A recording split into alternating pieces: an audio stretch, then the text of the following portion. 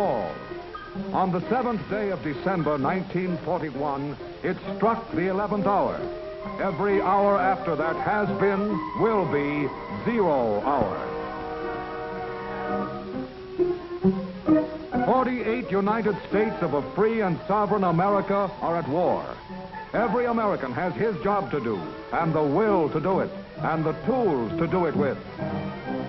Pray God he also has the time. Time, the most vital natural resource of a country at war. Every tick of the clock is time won or lost. Every 60-minute sweep, every 12-hour tour of those relentless hands is turning out carload lots of time for us to use ourselves or to give away to the enemy.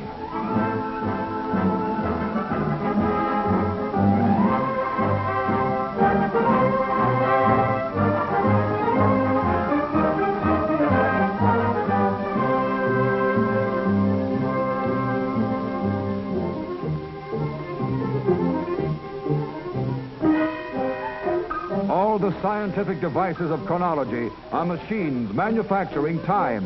The tool that in our hands means victory. And our hands must be as relentless as the hands of our clocks. They cannot afford to be less.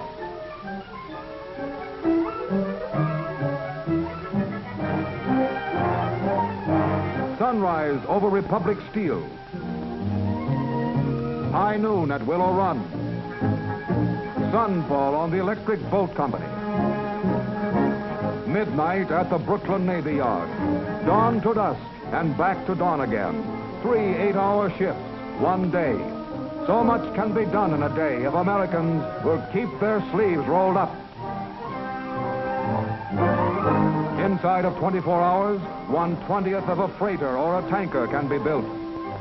Within those same 24 hours, a squadron of tanks can roll off the assembly line, and a flight of bombers can be made ready from radio to rudder boat.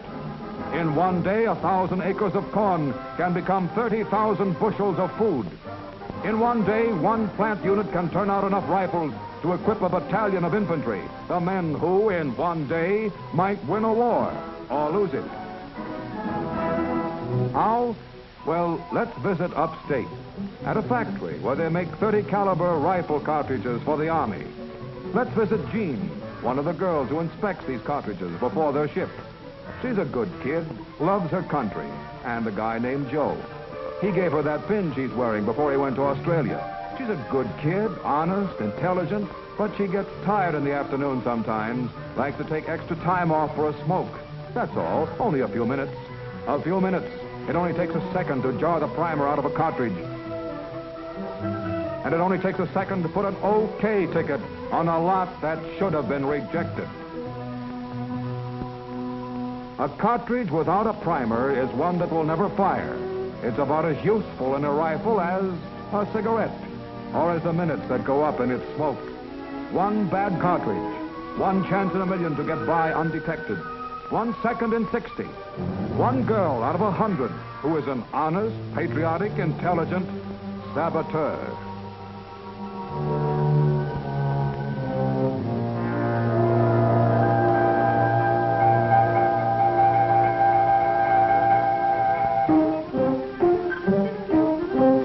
Yes, Jean is intelligent. Intelligent enough to know that one of these bullets in good condition can travel 3 miles. But she doesn't know that a defective one can go halfway around the world. Somewhere in the Pacific, somewhere between the Devil and the Dutch East Indies, is an American scouting patrol.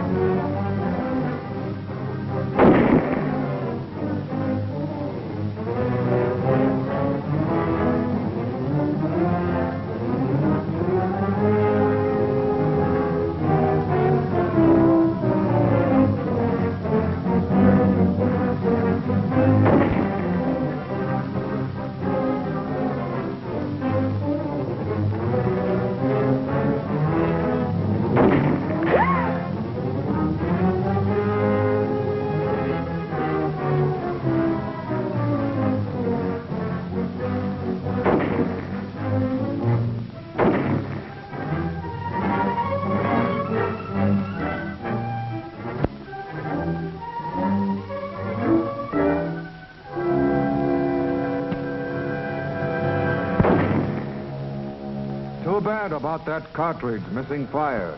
It should have been rejected. It would have been, too, if a girl named Jean hadn't taken time out to smoke. Now meet J.G., general manager of a large wholesale food house. Makes $12,000 a year. Worn a white collar all his life. That is, except for the cocky one he wore in 1918. Tried to get in this scrap after Pearl Harbor, but they said his son could handle the fighting orders, and he could go on taking food orders. Like this. 50 cases of 14A1. That's code for lifeboat provisions. Notify Martin. That means ship on Monday. Too old to fight, but not too old to work yourself silly trying to get out orders and priorities on time. Time? Holy mackerel, it's 2:30. I'll have to rush like old Harry to make it. Better tell Mabel where I'll be. Oh, no. Why bother? It's Saturday. That lifeboat stuff doesn't go out till Monday.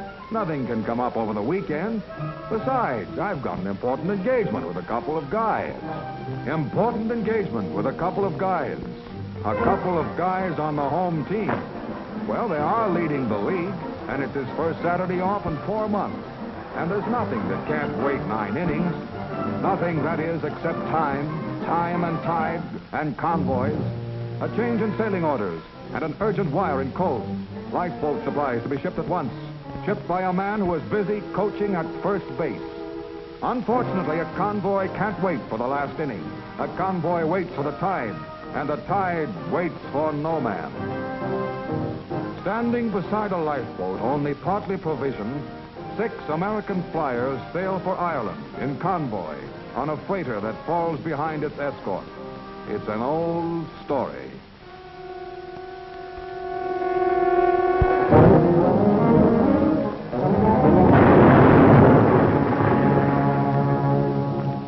Men sailed for Ireland. 2 of them got there. 1 of them out of his mind. The other one dead. 25 days in a boat provisioned for 10 days. The tide rolls in, J.G., and the clock ticks on. And neither one, in peace or war, will wait for 9 innings.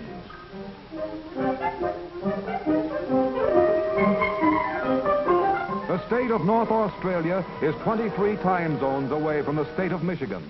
But the clock on the cockpit of the plane over Darwin and the watch on the wrist of the officer in New Guinea are synchronized with the clock at the door of the factory in Detroit and geared to the clock over the water cooler in Kalamazoo.